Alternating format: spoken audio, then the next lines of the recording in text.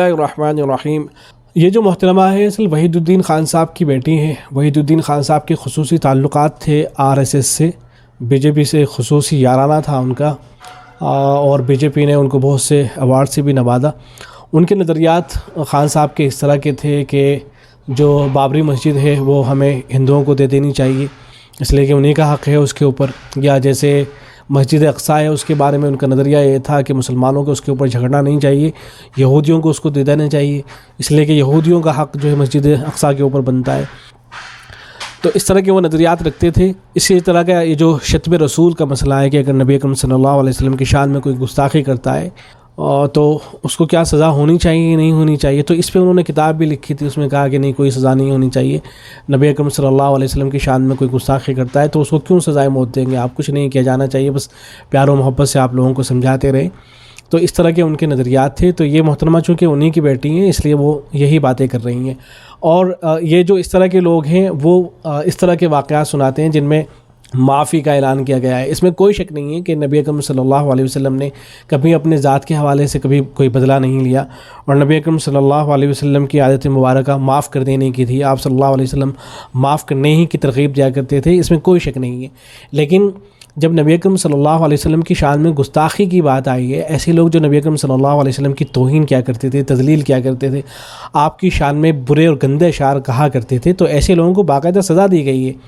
بخاری شریف کے اندر کعب بن اشرف کا واقعہ موجود ہے، اس کو جو ہے قتل کرایا گیا۔ ایسے ہی ایک لونڈی تھی جو نبی اکرم صلی اللہ علیہ وسلم کی شان میں گستاخی کیا کرتی تھی، اس کو ایک صحابی نے جا کر کے قتل کیا، ابو داؤد کے اندر روایت موجود ہے۔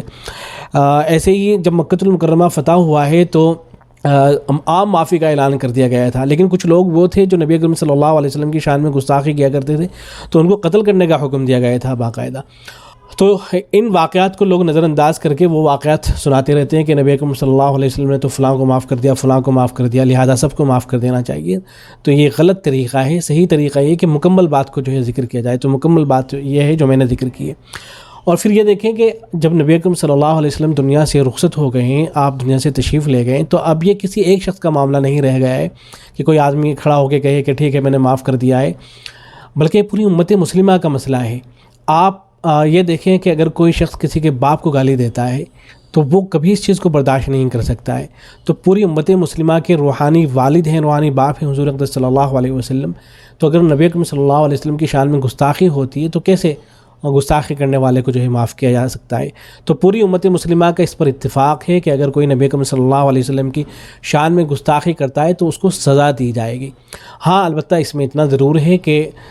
گستاخی جو کرنے والا شخص ہے تو اس کے بارے میں جو علماء ہوں گے، جو قاضی ہوں گے، وہ فیصلہ کریں گے، وہ بتائیں گے کہ اس آدمی نے گستاخی کی بھی ہے یا نہیں۔ اس لیے کہ بعض مرتبہ ہو سکتا ہے کہ ایک آدمی نے گستاخی کی ہو لیکن دوسرے لوگ اسے گستاخی نہ سمجھ رہے ہوں، یا ایسا ہو سکتا ہے کہ دوسرے لوگ اسے گستاخی سمجھ رہے ہوں لیکن در حقیقت وہ گستاخی نہ ہو۔ تو اس لیے علماء یہ فیصلہ کریں گے، پھر اس کے بعد اس کو سزا دی جائے گی، اور یہ بھی وہاں ہوگا جہاں اسلامی حکومت ہوگی۔ اگر کہیں اسلامی حکومت نہیں ہے، جیسے ہندوستان ہے، یہاں اسلامی حکومت نہیں ہے ظاہر ہے، تو یہاں جو ملک کا قانون ہوگا اس کے مطابق فیصلہ ہوگا۔ ہماری یہ ذمہ داری بنے گی کہ ہم قانون کے دائرے میں رہتے ہوئے حکومت سے ریکویسٹ کریں، درخواست کریں کہ فلاں آدمی